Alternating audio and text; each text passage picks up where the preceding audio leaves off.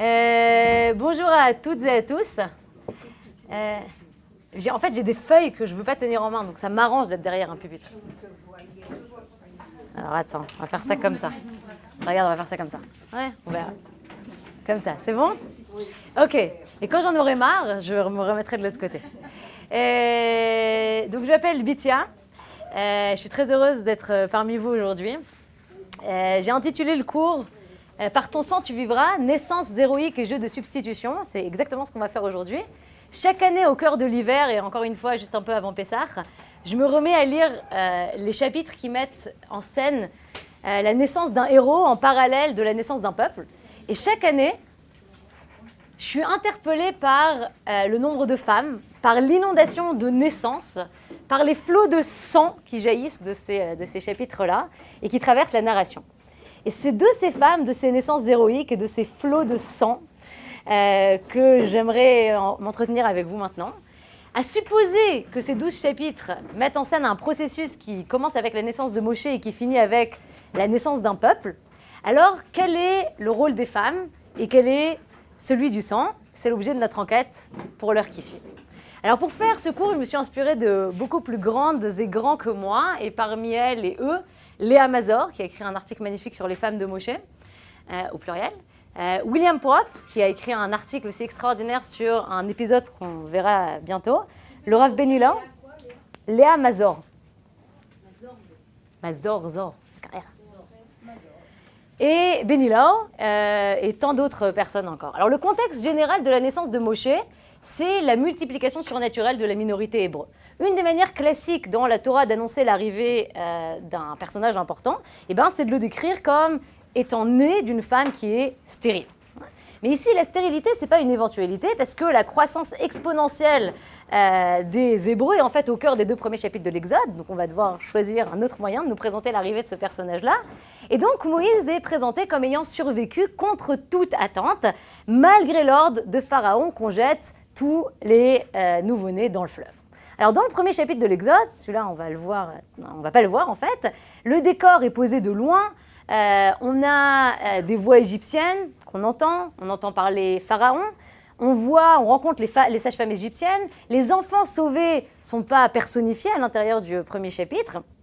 Le peuple hébreu en fait forme une sorte de masse informe, muette, sans visage. Et ça, c'est la description en fait des personnages à l'intérieur du premier chapitre.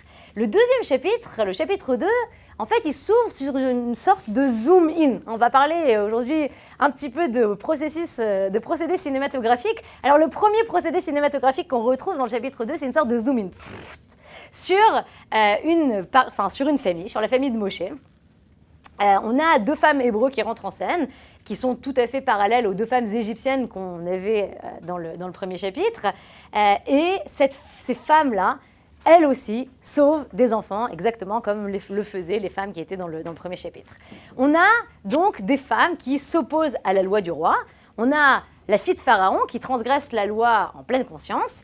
Et on a la sœur et la mère de cet enfant. Alors l'histoire du sauvetage de Moshe est construite sur le mode de l'inversion de destin qu'affectionne la Haggadah. En fait, c'est prendre le pauvre, celui qui fait partie d'une catégorie sociale basse, diminuer le faible, et on va, au bout de l'histoire, on va montrer comment ce faible, ce pauvre prend le dessus, vainc le riche, et on reverra cette image, en fait, cette inversion de statut à la toute fin du cours, quand on parlera d'un autre enfant, une jeune fille cette fois, enfin une enfant bébé. Mais ce qui transparaît ici, et on peut déjà le dire, c'est que les femmes, malgré leur faiblesse sociale, à l'intérieur de la société patriarcale, sont celles qui s'opposent au roi. Alors on va lire en fait les textes que vous avez sur la page, et on va les commenter pour parler des naissances de Moshe. Vous verrez qu'il y en a plusieurs. Et on va commencer par la source 1. Vayelech ish mi bet Levi vayikach et bat Levi. Vata'ar aisha vatel et ben vatere oto kitov. Un homme de la maison de Lévi avait pris pour femme une fille de Lévi. Cette femme devint enceinte et enfanta un fils. Elle vit qu'il était beau, kitov. J'ai oublié de lire la fin du verset, pardon. Et vatel et ben vatere oto kitov ou vatitzpenehu shlosha yerachim. C'est quand on imprime sur 2 pages différentes. Okay, donc cette femme voit que l'enfant était beau ou qu'il était bon. Et comme chaque mère en fait qui voit son enfant, aucune mère ne voit son enfant et ne dit Donc elle voit l'enfant et elle dit il est beau ou il est bon.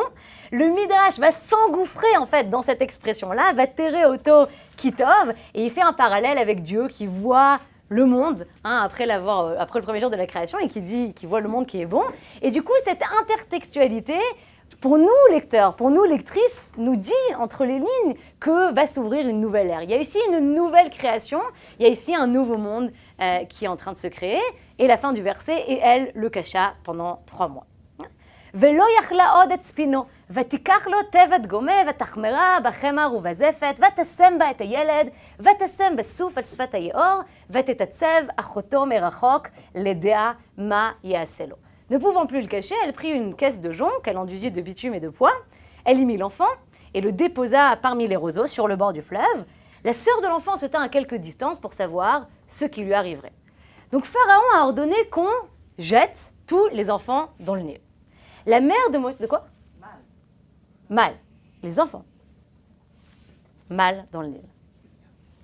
En tout cas, ce qu'il a demandé, c'est qu'on les jette dans le fleuve. Et ce que la mère va faire ici, c'est qu'elle va respecter l'ordre en même temps qu'elle transgresse l'ordre. La mère de Moshe va non pas jeter son enfant dans le fleuve, elle le pose. On a 2 fois l'expression « vatasem et hayaled »,« vatasem bo », qui est répétée 2 fois. Elle le met dans le fleuve, mais pas tout de suite. Elle attend 3 mois. Elle le met dans le fleuve, mais sur le bord du fleuve. Elle le met pas à la merci de l'eau, mais protégé dans une caisse imperméable, dans un couffin, et pas dans un endroit isolé, mais là où les gens passent al sfat hayor. Et on la voit ici à la fois respecter l'ordre du roi et le transgresser exactement en même temps. ותרד בת פרעה לרחוץ על היאור, ונערותיה הולכות על יד היאור. ותראה את התיבה בתוך הסוף, ותשלח את המטה, ותיקחיה. ותפתח, ותראו את הילד, והנה, נער בוכה. ותחמול עליו, ותאמר מילדי העברים זה. La fille de Pharaon descendit au fleuve pour se baigner et ses compagnes se promenèrent le long du fleuve. Elle aperçut la caisse au milieu des roseaux. Et elle envoya sa servante pour la prendre, elle l'ouvrit et vit l'enfant. C'était un petit garçon qui pleurait. Alors une des questions qu'on se pose quand on lit ce chapitre, c'est qui ouvre le couffin en fait ? Parce que la syntaxe ne nous permet pas de dire avec certitude qui, de la servante ou de la fille de Pharaon, était celle qui a véritablement ouvert le couffin. Et ici, la double possibilité interprétative, en fait, elle a une double fonction. La première fonction sert au narrateur pour montrer qu'il n'y a pas une seule femme, de la fille de Pharaon jusqu'aux servantes, qui n'éprouvent pas un sentiment pour ces enfants-là. Toutes les femmes, en fait, elles sont ici figurées par cette femme dont on ne connaît pas l'identité, et toutes ces femmes-là prennent en pitié ces enfants qu'on doit jeter à l'intérieur du Nil. La deuxième fonction, en fait, de cette ambiguïté, c'est que c'est une protection juridique. Si on ne sait pas qui a ouvert le couffin, on ne sait pas qui punir. Donc, est-ce que c'est la servante ou est-ce que c'est la fille de Pharaon qui a ouvert le couffin ?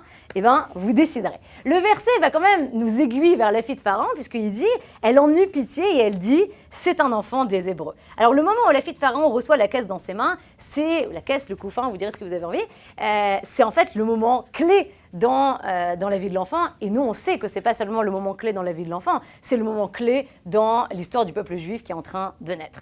Et ce moment, si on revient à mes effets de cinéma, ce moment, il est marqué d'un point de vue littéraire par la narration qui commence à s'allonger. On avait 3 mots pour décrire les 3 mois, les 3 premiers mois de la vie de Moshe. Les mots, c'était « Vatitzpeneu shlosha yerachim ». Et là, la découverte de l'enfant s'étale dans les moindres détails sur plusieurs versets. On va nous expliquer dans les moindres versets comment cette femme, fille de Pharaon ou la servante, ouvre la boîte. Vatiftach, on apprend que la boîte a un couvercle, ce qui n'avait pas été dit auparavant. Vatiftach, vatireu et hayeled, elle le vit l'enfant, avec un double objet défini, comme si la fille de Pharaon voyait en fait cet enfant, et comme si elle n'en croyait pas ses yeux, elle est en train de se... Qu'est-ce que c'est ?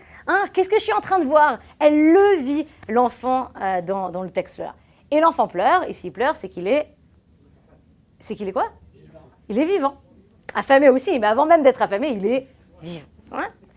Et l'enfant est dans le fleuve, entouré de toutes ces femmes égyptiennes, et la chose la plus naturelle serait quoi ? Qu'est-ce qui devrait se passer ? Exactement, qu'elle le prenne et qu'elle le rejette dans l'eau. Hein, qu'elle respecte l'ordre de son père et que du coup, elle fasse que la loi dit. Et c'est là, en fait, que le destin s'inverse. Parce qu'à la place de faire ce qui est attendu d'elle, eh ben, la fille de Pharaon décide de faire autre chose, ou peut-être qu'elle décide même pas de faire autre chose, peut-être qu'elle est juste... Il y a un moment d'hésitation, et ce moment d'hésitation-là, c'est le signe d'encouragement que la sœur attend. Hein, la sœur, elle est là, planquée derrière les gens, elle est en train de regarder ce qui se passe, et quand, peut-être, la fille de Pharaon hésite, elle voit un signe d'encouragement, et à un moment où peut-être dans la tête de la fille de Pharaon, il n'y a pas encore eu de décision qui a été prise. On est peut-être à un moment où la fille de Pharaon n'a pas encore formulé, peut-être même pas encore pensé qu'elle allait prendre l'enfant sous son aile. Alors, ça c'est le verset Zayin, 7, « Vatomer achoto el bat paro, aelech vekarati lach isha mineket min haivriot, vetenik lach et hayeled » La sœur de l'enfant dit à la fille de Pharaon, « Veux-tu que j'aille te chercher une nourrice parmi les femmes des Hébreux pour t'allaiter l'enfant ?» On a cette insistance sur « je vais t'allaiter l'enfant ». En fait, la sœur est en train de proposer son service comme si c'était déjà évident que la fille de Pharaon avait déjà pris sa décision. Pesukret, verset 8, « Vatomer la bat paro lechi, vatelech alma vatikra et em hayeled. » Vatomer la bat paro, « elchi et hayeled הזה ונקראו לי, ואני אתן את שכרך ותיקח האישה הילד ותניקהו. » Va, lui répondit la fille de Pharaon. Et la jeune fille, elle a cherché la mère de l'enfant. La fille de Pharaon lui dit, emporte cet enfant et allaite-le-moi, je te donnerai ton salaire. La femme prit cet enfant et l'allaita. Alors l'échange d'ici entre les femmes, il est formulé comme un contrat typique entre une femme et une nourrice.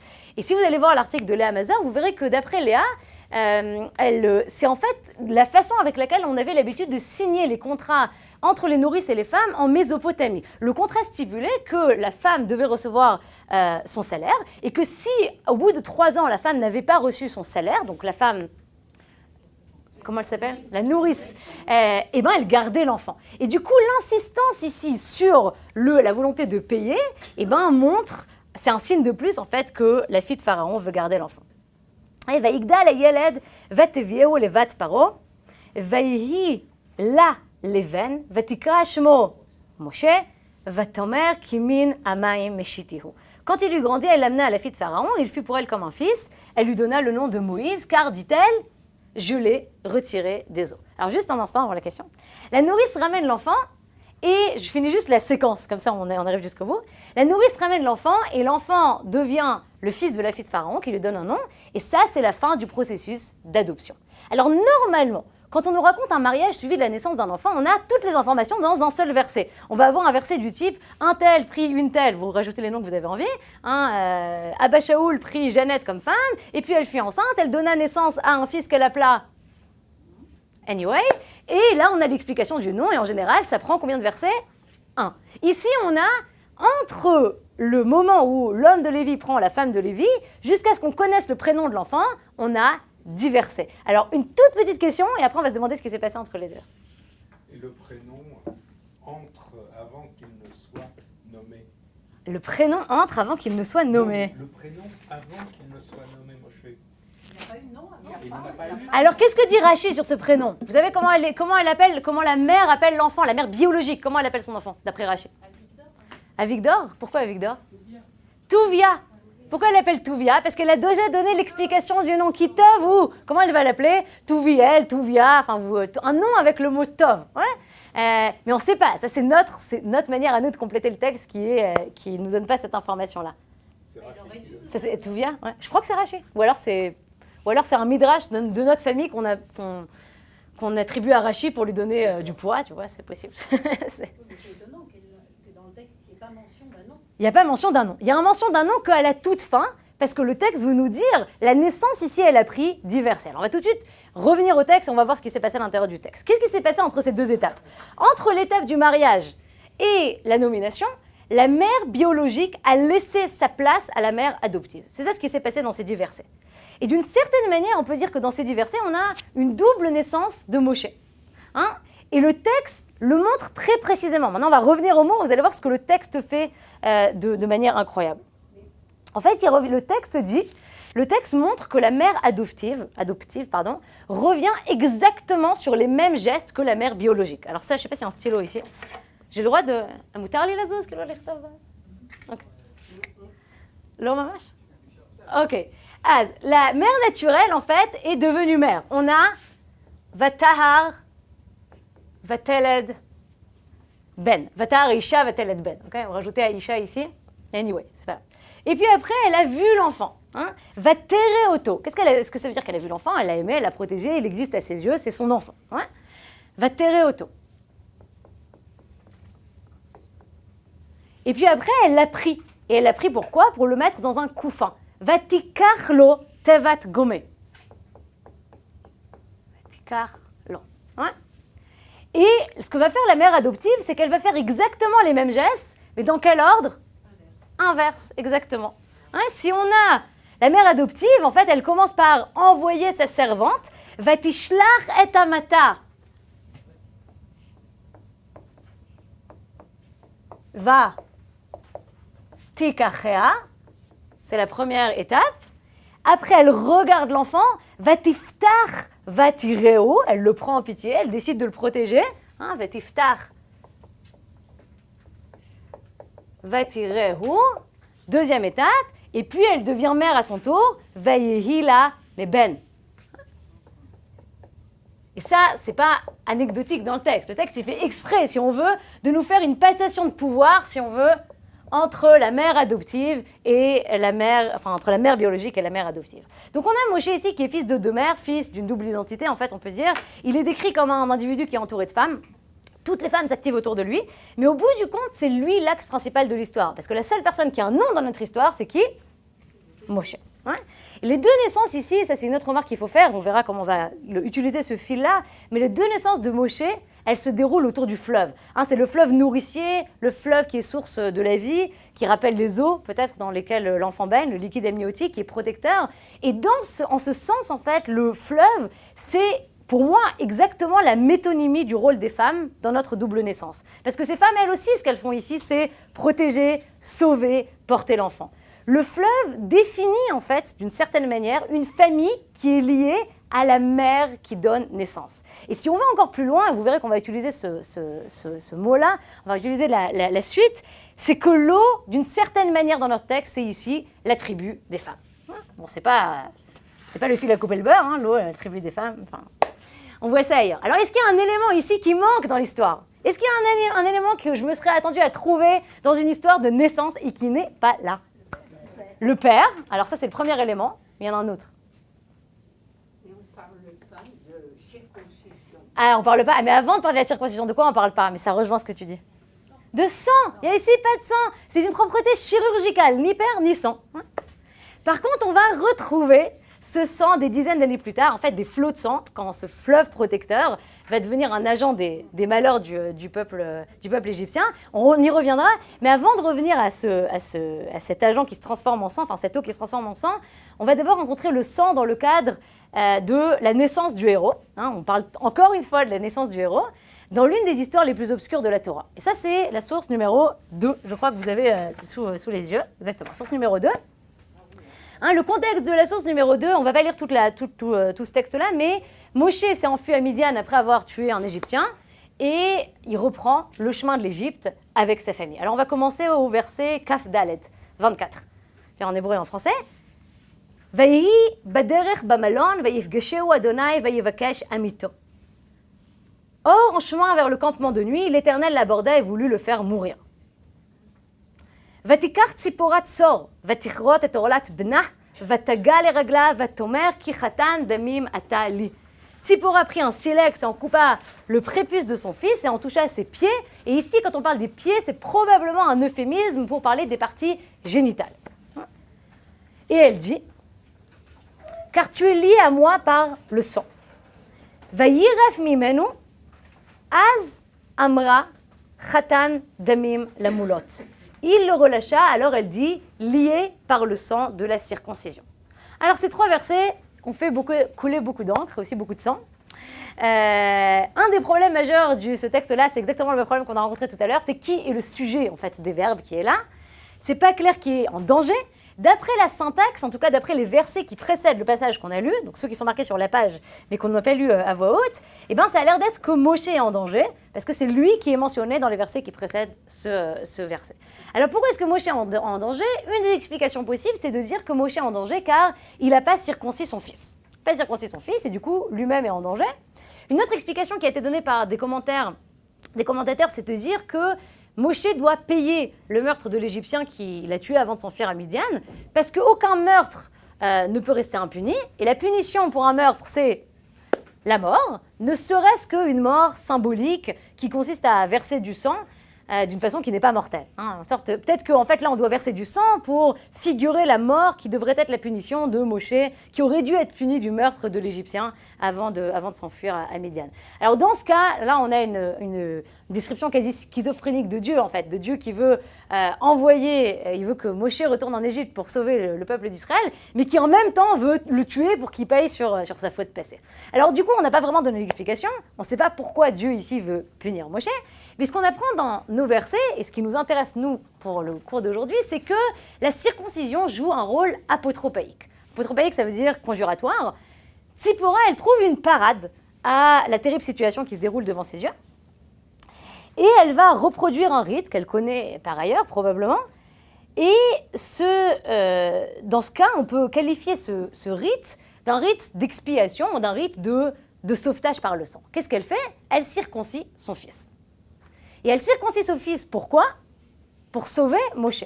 Donc on a circoncision de l'enfant pour sauver le père. Et une fois qu'elle l'a circoncis, elle fait quelque chose de très bizarre. Vatiga beraglav. On a cette expression bizarre, vous allez voir qu'on va la retrouver tout à l'heure. Qu'est-ce que ça veut dire Vatiga beraglav? Ça a l'air d'être qu'elle prend quelque chose, le prépuce peut-être, le sang, le silex ensanglanté, on ne sait pas très bien, de son fils, et va tamponner les pieds ou les parties génitales, si on considère que les pieds c'est un euphémisme pour les parties génitales, de Moshe. Et là, Moshe est sauvé, va iref mimeno, Dieu le relâcha. Alors je voudrais faire 3 remarques ici. La première remarque, elle concerne le rôle des femmes dans la survie en fait et dans la construction du héros. Pour l'instant, notre héros c'est Moshe. Vous allez voir que bientôt notre héros sera plus Moshe, mais le peuple d'Israël. Ce moment-là, pour moi, c'est la 3e naissance de Moshe. La première, c'est quand il était né biologiquement de sa mère. La deuxième, quand il était adopté par sa mère adoptive, la fille de Pharaon. Et la 3e naissance, c'est ici, encore une fois, sauvé de la mort. Et par qui il est à chaque fois sauvé de la mort? Par une femme. Hein? Seulement, par une femme ou par plusieurs femmes qui vont mettre leurs forces en commun pour sauver Moshe. Seulement ici, c'est la dernière fois que Moshe va avoir besoin d'une protection féminine. Du point de vue du personnage littéraire, c'est dans cet épisode que Moshe atteint sa pleine maturité. Après cet épisode, les femmes vont disparaître de l'histoire de Moshe, ou quasiment disparaître, et l'histoire file en une narration masculine. Sauf quoi? Sauf Myriam. Alors c'est pour ça que je dis quasiment. Hein, on va voir, mais on n'a plus ces femmes-là qui entourent Moshe.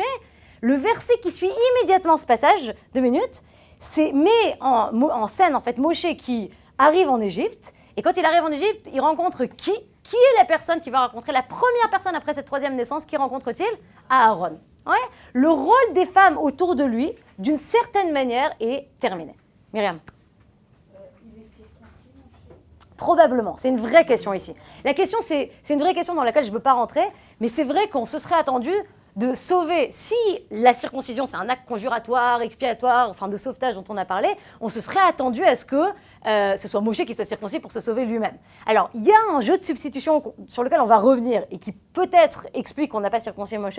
L'autre explication, ça peut être celle que tu donnes. Il est déjà circoncis et du coup, c'est quelqu'un d'autre qu'on circoncis. Et qui est menacé de mort, Moshe ou son fils ou les deux? Eh bien, c'est une vraie question. C'est par là que j'ai commencé. On ne sait pas très bien. D'après la syntaxe des versets, on pense que celui qui est menacé de mort, c'est Moshe. En tout cas, c'est comme ça que moi je l'ai interprété ici. Donc ça, c'était pour le rôle des femmes dans la survie du héros. La deuxième remarque, en fait, elle reprend ce que vous avez dit, c'est qu'on a le jeu de substitution qu'affectionne le texte, on va le voir vraiment de 1000 manières. Hein, on a Tzipora qui coupe le prépuce de son fils pour sauver son mari. Et ce jeu de substitution, ce jeu de remplacement, il existe déjà dans les versets qu'on n'a pas lus, qui sont juste au-dessus. Alors on va les lire juste en français. Alors quel verset c'est? Pas de numéro sur ma page. C'est le verset 22, hein, dans le texte que vous avez. Tu diras donc à Pharaon, ainsi a dit l'Éternel, Israël est mon fils, mon premier-né. C'est avant que Moshe revienne en Égypte. Et je t'ai dit, laisse aller mon fils afin qu'il me serve, mais tu as refusé de le laisser aller. Voici, je m'en vais tuer ton fils, ton premier-né. Un Dieu dit à Moshe de dire à Pharaon qu'il substitue un fils à un autre, dans une formulation un peu anachronique en fait, mais qui inscrit la sortie d'Égypte à l'intérieur d'un échange de fils. T'as pas laissé mon fils partir ? Je te prends le tien. Ouais. Et ce jeu de substitution, faire couler du sang d'un individu à la place d'un autre, c'est un jeu de substitution qu'on connaît jusqu'à la fin même de ces 12 chapitres, qu'on va voir jusqu'au début du 13e chapitre de l'Exode. Est-ce que vous connaissez un autre rituel qui consiste à substituer un individu à la place d'un autre ? Le sacrifice. Et quel est le sacrifice ici dont on va parler ? Le sacrifice pascal, le Pessah, le Corban Pessah. Ouais, mais les sacrifices, de manière générale, ne sont autres qu'un moyen d'exprimer la substitution d'un individu par un autre individu. Enfin, si on peut appeler un animal un individu, mais après, vous avez compris le principe. Ouais. La troisième remarque que je voudrais faire sur ce texte, c'est que la circoncision, dans notre passage, elle fonctionne comme une réparation. Encore une fois, je ne sais pas répondre à la question de qui est vraiment en danger. Je ne peux pas le dire avec certitude. D'après mon interprétation, c'est Moshe qui est en danger. Et d'après mon interprétation, on ne circoncie pas Moshe parce qu'il est déjà circoncis et parce qu'on veut le jeu de substitution qui est important ici. Mais ce qui est important, c'est que le sang de la circoncision, il joue un rôle déterminant dans le sauvetage de Moshe. On a un sang ici qui a la propriété de transférer d'un état à un autre, d'une situation à une autre. Le sang, il est, je dirais, transformatif, il est signe d'un changement. Or, dans la chronologie de la narration, ce n'est pas la première fois que Moshe rencontre du sang. Quelques versets avant notre passage, Dieu s'était révélé à Moshe en lui demandant de retourner en Égypte. Et alors Moshe lui avait dit « Laisse tomber, je vais pas aller. Les Hébreux me croiront jamais, je ne retourne pas, et alors encore moins Pharaon, je ne vais pas là-bas. » Et Dieu lui dit quoi ? Voilà des signes. Voilà des signes qui prouvent que c'est moi qui t'ai envoyé. Ton bâton peut se transformer en serpent, ta main peut devenir malade et ressortir guérie, et à nouveau devenir guérie. Et si vraiment il ne te croit pas, source 3. Vehaya. אם לא יאמינו גם לשני האותות האלה ולא ישמעון לקולך, ולקחת מימי היאור, ושפכת היבשה, והיו המים אשר תיקח מן היאור, והיו לדם ביבשת. Et s'il arrive qu'ils ne croient pas à ces signes et qu'ils n'obéissent pas à ta parole, tu prendras de l'eau du fleuve et tu la répandras sur la terre, et les eaux que tu auras prises du fleuve deviendront du sang sur la terre. Alors non seulement ici on a du sang, mais on a du sang qui provient de l'eau. Ce qui était le symbole des femmes dans ma première histoire, de la protection familiale, sort de son cadre et devient l'agent autour duquel se crée une sorte de clan masculin, entre guillemets. Le sang sorti du fleuve, si l'eau c'était un attribut des femmes, eh bien le sang ici sorti du fleuve, c'est un signe entre qui ? Entre Dieu et Moshe, entre Moshe et les anciens, entre Moshe, Aaron, les pharaons et ses magiciens. Alors l'acte de substitution, le sauvetage par le sang, l'importance de la circoncision, tous ces éléments pointent vers la suite de l'histoire, vers la source numéro 4, parce qu'on va voir en fait tous ces éléments qui vont être agencés d'une manière différente, mais on a toujours les mêmes figures littéraires, entre guillemets. Et dans la source numéro 4, vous avez une analogie extraordinaire entre la naissance, on peut lire une analogie littéraire entre la naissance du héros et celui du peuple. Alors, source numéro 4, je vais la lire à moitié en hébreu et puis après en français en expliquant pendant la traduction. ויאמר אדוני אל משה ואל אהרון בארץ מצרים לאמור, החודש הזה לכם ראש חודשים, ראשון הוא לכם לחודשי השנה. דברו אל כל עדת ישראל לאמור, בעשור לחודש הזה ויקחו להם איש שא לבית אבות, שא לבית. L'Éternel dit à Moïse et à Aaron dans le pays d'Égypte, ce mois-ci sera pour vous le premier des mois, il sera pour vous le premier des mois de l'année. Parlez à toute l'assemblée d'Israël et dites, le 10e jour de ce mois, on prendra un agneau pour chaque maison patriarcale, un agneau pour chaque maison. Si la maisonnée est trop peu nombreuse pour un agneau, on le prendra avec son plus proche voisin, selon le nombre de personnes. Vous compterez pour cet agneau d'après ce que chacun peut manger. Alors il y a ici une organisation, ou une réorganisation, vous choisirez, de la cellule familiale autour du père. On parle ici de Bet Av, c'est la cellule familiale autour de la figure du père. Ce n'est pas le fait ici d'être sorti de la même mère qui décide du regroupement familial, mais l'association d'une maisonnée organisée autour de la figure patriarcale avec et en fait le voisin, ou la même organisation, si on veut la plus proche. Et ici, si c'est pour dire des gros mots, on a les prémices en fait de la sortie de la cellule familiale vers la cellule qu'on appelle en général la cellule culturelle, les fondements de l'organisation en clan, en tribu, et qui c'est qui est au cœur de cette organisation en clan et en tribu? Le père, ou les mecs. Ouais?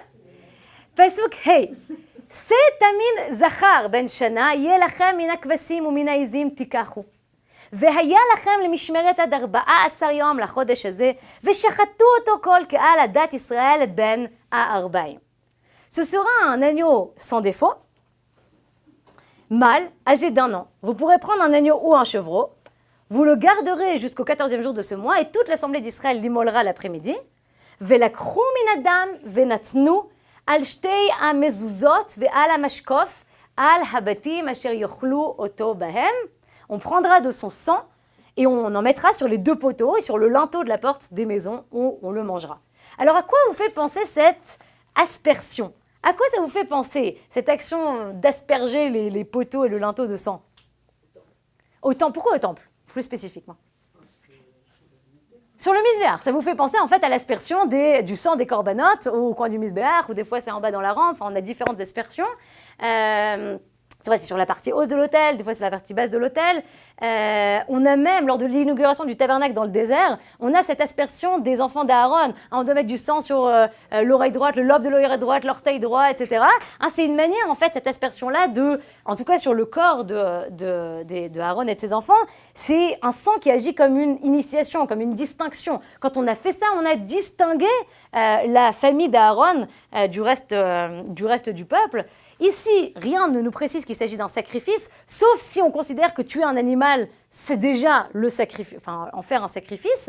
Mais si on choisit cette lecture, si on dit que l'agneau pascal, en fait, c'est un sacrifice, alors la maison, d'une certaine manière ici, remplace le sanctuaire. Et asperger les linteaux c'est l'image domestique de l'aspersion des coins de l'autel, dans ce qui figure une sorte de proto-sacrifice. Et ce sang-là, il a vocation à distinguer, séparer, et c'est d'ailleurs ce que disent la suite des versets. Alors on va lire la suite des versets. Alors j'ai sauté un peu là, j'ai enlevé quelques versets, parce que sinon c'était vraiment beaucoup trop long. Je ne sais pas, il y a combien de... Je crois qu'il y a 48 psukim ou même plus dans ce chapitre, donc j'ai mis des extraits. Pasuk 12, Yudbet. ועברתי בארץ מצרים בלילה הזה, והכיתי כל בכור בארץ מצרים, מאדם ועד בהמה ובכל אלוהי מצרים מעשה שפטים, אני אדוני. והיה הדם לכם לאות על הבתים אשר אתם שם, וראיתי את הדם ופסחתי עליכם, ולא יהיה בכם נגף למשחית בהכותי בארץ מצרים. Cette nuit-là, je passerai dans le pays d'Égypte et je frapperai tous les premiers-nés du pays d'Égypte, depuis les hommes jusqu'aux animaux, et j'exercerai des jugements contre tous les dieux de l'Égypte. Je suis l'Éternel. Le sang vous servira de signe sur les maisons, et vous serez, je verrai le sang et je passerai par-dessus vous, et il n'y aura point de plaie qui vous détruise quand je frapperai le pays d'Égypte. Alors autrement dit, le sang sur les linteaux sert aux Hébreux à se séparer des Égyptiens. Et ce signe, il fonctionne vers l'intérieur comme vers l'extérieur. C'est un signe qui fonctionne vers l'intérieur, parce que pour que Dieu qui passe en Égypte ne nous frappe pas. Et c'est un signe qui marche, qui fonctionne vers l'intérieur. Pour les gens qui sont en train de manger dans leur maison, vous les imaginez, ils sont en train de manger, bien habillés, en fait, non pas du tout bien habillés, et ils entendent les cris de la mort au dehors, ils regardent le sang couler le long de la porte d'entrée, ça ne devait pas être une expérience agréable. Et ce sang-là, c'est celui qui conduit à la possibilité du sauvetage. À la fois de l'intérieur et à la fois vu de l'extérieur. ויקרא משה לכל זקני ישראל ויאמר עליהם, donc j'ai sauté encore, משכו וקחו לכם צאן למשפחותיכם ושחטו הפסח. ולקחתם אגודת אזוב וטבלתם בדם אשר בסף והגעתם אל המשקוף ואל שתי המזוזות מן הדם אשר בסף. ואתם לא תצאו איש מפתח ביתו עד בוקר. Moïse appela tous les enfants d'Israël et leur dit « Allez prendre du bétail pour vos familles et immoler la Pâque. » Bon, alors traduisez comme vous voulez, la Pâque, le Corban Pessah, l'agneau pascal, ce que vous voulez. Vous prendrez ensuite un bouquet d'hysope, vous le tremperez dans le sang qui sera dans le bassin. Donc vous allez récupérer le sang des sacrifices et vous toucherez le linteau et les 2 poteaux de la porte avec le sang qui est dans le bassin. nul de vous ne sortira de sa maison jusqu'au matin. Alors quand Moshe il retransmet l'ordre divin au peuple, en fait, il rajoute des détails techniques qu'on n'avait pas dans le premier ordre. Et le texte, il utilise un verbe vraiment très étrange, qu'on a déjà rencontré aujourd'hui. Et il utilise ce verbe sur lequel j'ai insisté en le lisant, « Vehigatem el amashkof ». « Vehigatem » et vous tamponnerez. C'est le verbe qu'on avait utilisé quand Tzipora avait pris on sait trop quoi, le silex, le prépuce, le couteau, on ne sait pas en fait, non, le silex c'est le couteau, et qu'elle avait tamponné en fait les pieds ou les parties génitales de Moshe. Et ce verbe-là, vous tamponnerez. Et le jeu de substitution ici entre le Korban Pessah et les enfants d'Israël, ça appelle, et moi ça m'appelle, ça s'appelle une lecture chez moi qui est une lecture intertextuelle. C'est pour ça que je mets ces textes en fait en rapport.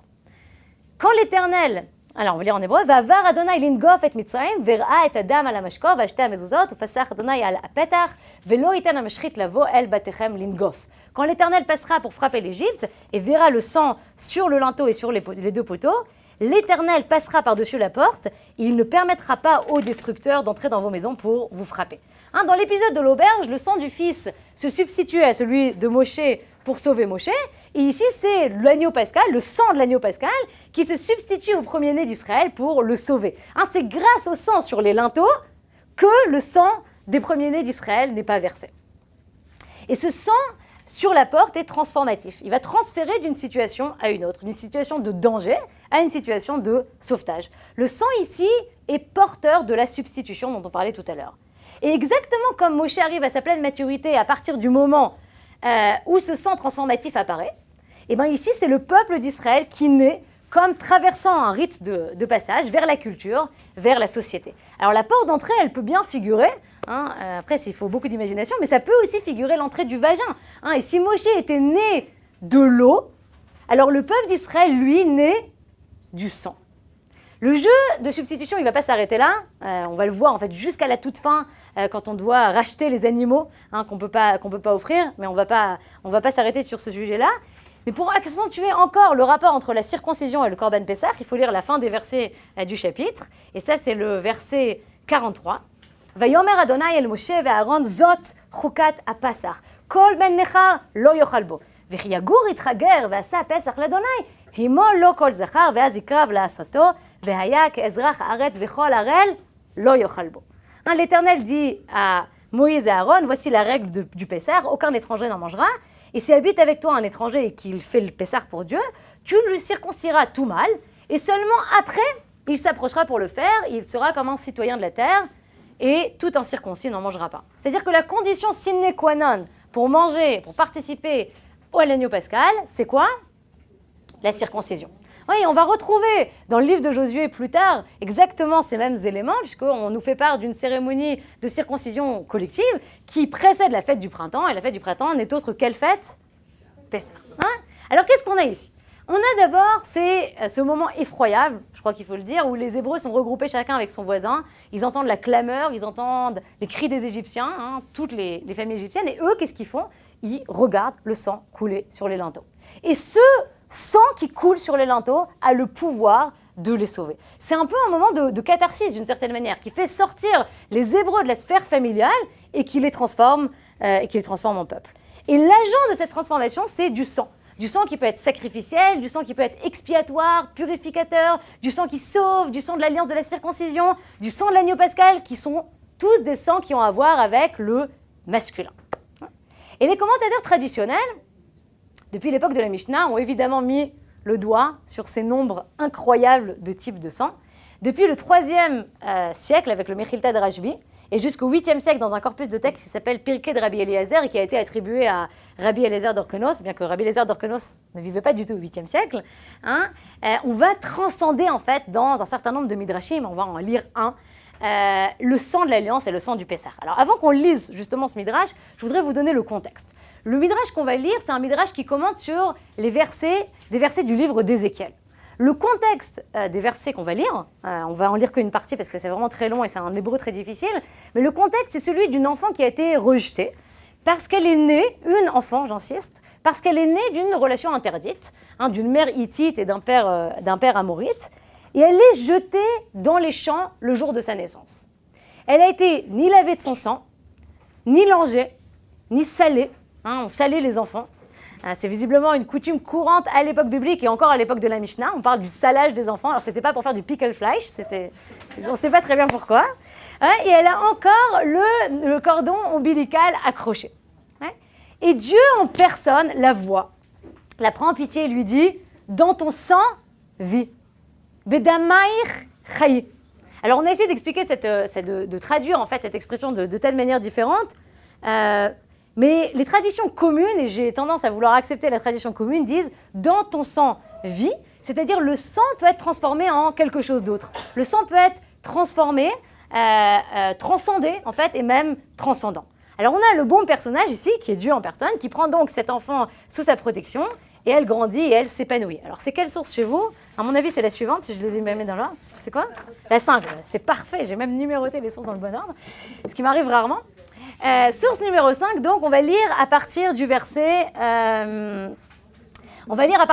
Vav, 6. Hein? Verset Vav. Vaevor alaych vaerech mitbosseset bedamaych vaomar lach bedamaych chayi vaomar lach bedamaych chayi. רבבה כצמח השדה נתתיך ותרבי ותגדלי ותבואי בעדי ידיים שדיים נכונו שערך צמח ואת ערום ועריה. ואעבור עלייך וארך והנה איתך את דודים ואפרוס כנפי עלייך ואחסר בתך ואשבע ואשבע לך ואבוא בברית אותך נאום אדוני אלוהים ותהי לי. וארחצך במים ואשטוף דמייך מעלייך ואסוכך בשמן ואלבישך רקמה ונעלך תחש, ונעלך תחש ואכבשך, je vous dis que c'était difficile, בשש ואחסך משי. Alors qu'est-ce que ça dit en français? Je passais près de toi, je t'ai aperçu baigné dans ton sang, et je te dis, vis dans ton sang, je te dis, vis dans ton sang. En vrai, c'est marqué vis dans tes sangs, et vous allez voir pourquoi c'est important, mais c'est compliqué à traduire comme ça en français. Je t'ai multiplié par 10 milliers, comme les herbes des champs, et tu pris de l'accroissement, tu grandis, tu devins d'une beauté parfaite, tes seins se formèrent, ta chevelure se développa, mais tu étais nu, entièrement nu. Je passais près de toi et je te regardais, et voici ton temps était là, le temps des amours, etz dodim.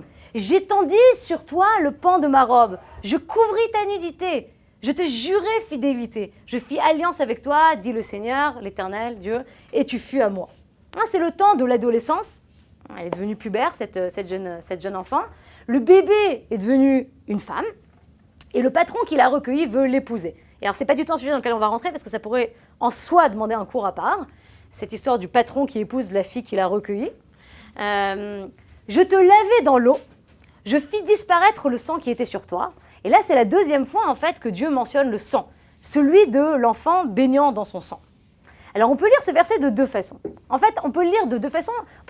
On a l'habitude de lire d'une façon, et moi, je voudrais proposer une deuxième lecture, qui n'est pas évidente et qui n'est pas le pshat du pasuk.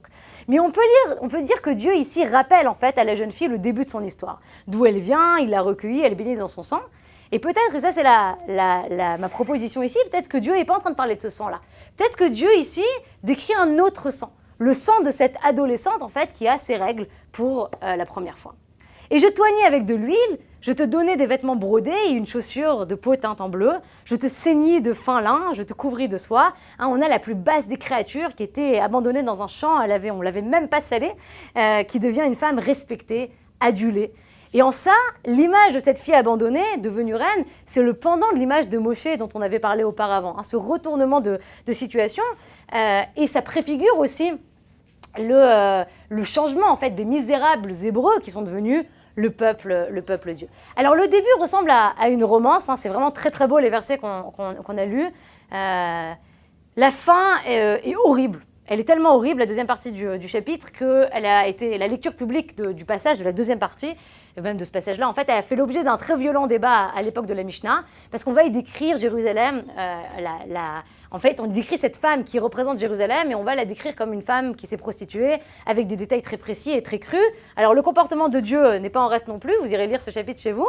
Et de ce passage, en fait, de ce chapitre, on tire des phrases que vous connaissez toutes et tous, en fait, des phrases qu'on lit lors d'une circoncision. Qu'est-ce que vous avez ?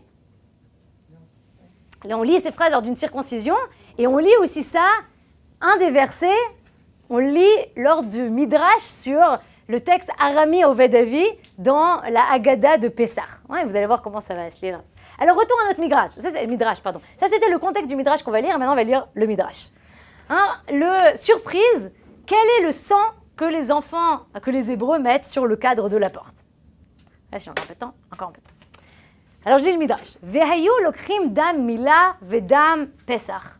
Vehayu notnim al mashkof bate'en. Tout le monde a la feuille? 7. Je vous avais dit que je ne savais pas numéroter mes sources. Numéro 7. C'est la numéro 7, on lira la numéro 6 un petit peu après. Ouais, donc on a numéro 7. והיו לוקחים דם מילה ודם פסח, והיו נותנין על משקוף בתיהן. וכשעבר הקדוש ברוך הוא לנגוף את מצרים וראה דם הברית ודם הפסח, נתמלא רחמים על ישראל שנאמר, ואעבור עלייך וארך מתבוססת בדמייך ואומר לך בדמייך חיי. Et ils prenaient le sang de la circoncision et le sang du Pessah, ils le mettaient sur le linteau de leur maison. Et quand le sang béni soit-il passa pour exterminer les Égyptiens, il vit le sang de l'Alliance et celui de l'agneau pascal et fut rempli de compassion pour Israël, comme il est dit, « Et je suis passé près de toi, et je t'ai vu baigner dans ton sang, au pluriel, et je te dis, dans ton sang, au pluriel, vis. » Alors, que fait le Midrash ici? Le Midrash ici, il commente la forme bizarre du mot « sang » dans le passage de Ézéchiel, puisqu'on avait les sangs au pluriel. Qu'est-ce que c'est que ces sangs-là? Quoi? Damaïr, c'est marqué. Et donc, il va interpréter ces sangs-là comme étant deux sortes de sang, en fait. Si c'est marqué au pluriel, il y en a forcément deux. Qu'est-ce que c'est que ces deux sangs-là? C'est le sang de la circoncision et le sang de l'agneau pascal. Les sangs d'Ézéchiel, qui sont des sangs féminins par excellence, que ce soit le sang de cette bébête, comme dit ma bébête à moi, de ce bébé femme, ce bébé fille, bébête, ou le sang de la jeune fille qui est devenue pubère, en fait, ces sangs-là, ils sont transformés par le Midrash en types de sang qui n'ont rien à voir avec les femmes. Mais le Midrash ne s'arrête pas là. Non, ça suffit. Amar Rabbi Eliezer, v'chimara katuv lomar, shne pa'amim bedamai chayi, אלא אמר הקדוש ברוך הוא בזכות דם ברית מילה ודם פסח גאלתי אתכם ממצרים ובזכותם אתם עתידין להיגאל בסוף מלכות רביעית, לכך נאמר שתי פעמים בדמייך חי. Rabbi Eliezer dit pourquoi le texte dit deux fois dans ton sang vie? Parce que le sang béni soit-il est dit par le mérite du sang de l'alliance et de la circoncision, du sang de l'alliance de la circoncision, pardon, et du sang de l'agneau pascal, je vous ai sauvés d'Égypte. Et par leur mérite, vous serez sauvés à la fin du 4e royaume. C'est pourquoi il est dit « vis dans ton sang ». Alors là, il se passe quelque chose d'extraordinaire. Ouais, c'est par le sang de la circoncision et le sang de l'agneau pascal, dont on a déjà dit qu'ils sont des attributs masculins, qu'Israël a été sauvé et sera sauvé dans le futur. Sauf que quoi? Sauf que cette formulation-là, par le mérite de « vous avez été sauvés » et par le mérite de « vous serez sauvés à la fin des temps », c'est probablement une formule que vous connaissez et qui est tout à fait parallèle avec une autre source, qui est cette fois-ci la source 6, qu'on trouve dans le traité Sota, du Talmud de Babylone. Et là, dans le traité Sota, on a la formulation que probablement vous connaissez, qui est assez célèbre, « Darash Rav Avira, besachar nashim tzadkaniyot shayu beoto ador, nigalu Israël mimitzrayim. » בשעה שהולכות לשאוב מים, הקדוש ברוך הוא מזמן להם דגים קטנים בכדיהן, ושואבות מחצה מים ומחצה דגים, ובאות ושופטות שתי קדירות, אחת של חמין ואחת של דגים. ומוליכות אצל בעליהן לשדה, ומרחיצות אותן, וסקות אותן, ומאכילות אותן, ומשקות אותן, ונזקקות להן בין שפתים או שפתיים. Le dernier mot est incompréhensible, on va donner deux explications maintenant. On va lire en français avant. Rav Avira enseignait, par le mérite des femmes justes de cette génération, le peuple d'Israël a été sauvé d'Égypte.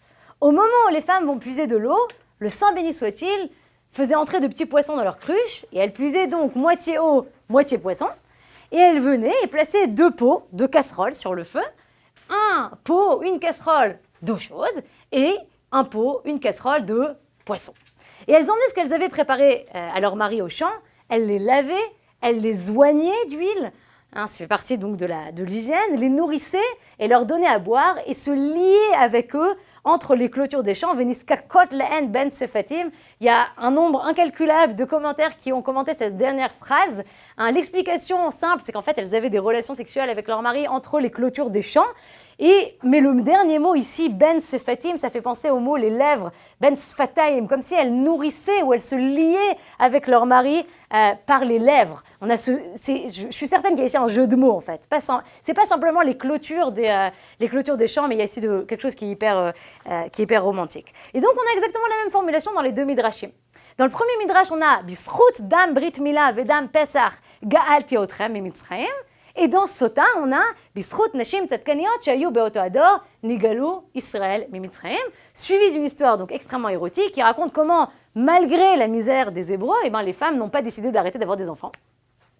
Et ce que les femmes font ici, c'est très semblable à ce que Dieu fait à cette bébête là dans le champ. Hein, elles prennent sous leur aile leur mari, elles les nourrissent, elles les font boire, hein, et au bout du compte, elles ont des relations sexuelles. Alors, je vous invite à lire et à relire ce texte pour sa beauté touchante. C'est un texte qui est vraiment magnifique.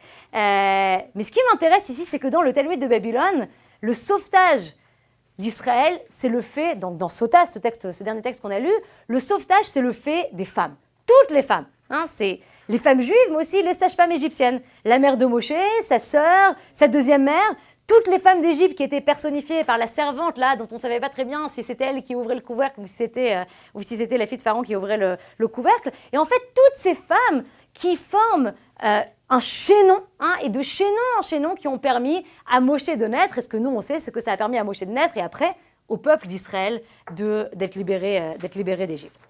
Hein, dans les Pirkei de Rabbi Eliezer, le premier midrash qu'on a lu, l'image, elle est tout autre. Hein, ce n'est pas les femmes qui ont permis à ce chaînon en fait, d'arriver au bout du compte, c'est le sang de la circoncision et celui du Korban Pessah qui sont les agents de la libération du peuple. Et avec en arrière-plan, évidemment, la discussion sur est-ce que les femmes sont obligées ou pas d'apporter un sacrifice pascal, ce qui n'est pas un sujet dans lequel on va rentrer, mais qui est aussi un pilier, enfin qui est aussi un sujet en fait lié à le sang masculin et le sacrifice pascal.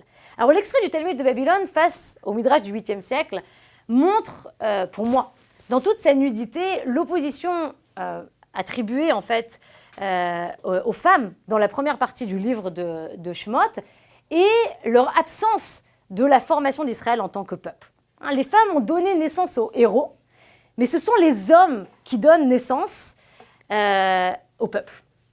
Et les femmes, d'une certaine manière, sont écartées de l'histoire, si on parle de l'histoire du peuple d'Israël avec un grand H. Et alors le problème est encore plus aigu quand on parle de sang, parce qu'on a parlé de sang de toutes les manières possibles. On a parlé de sang comme un agent de la naissance culturelle. On a parlé de sang transitionnel, qui fait passer d'un état de laine, de nature à l'état de culture. D'un sang rédempteur, d'un sang qui sauve, d'un sang sacré, purificateur, d'un sang sacrificiel, d'un sang rituel de la circoncision. On a parlé de tous les sangs, sauf de quel sang ?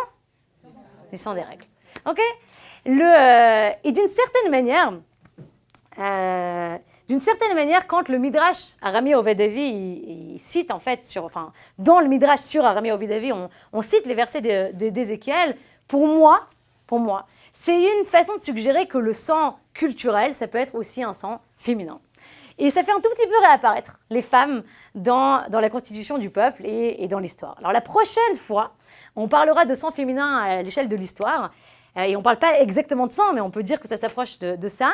Ce sera quand on parlera des douleurs de l'enfantement du Messie. Et quand on parle des douleurs de l'enfantement du Messie, on utilise une image qui est féminine. Parce que qu'est-ce qu'on dit ? Comment on appelle les douleurs de l'enfantement du Messie ? Chevlei Leda chez la Mashiach.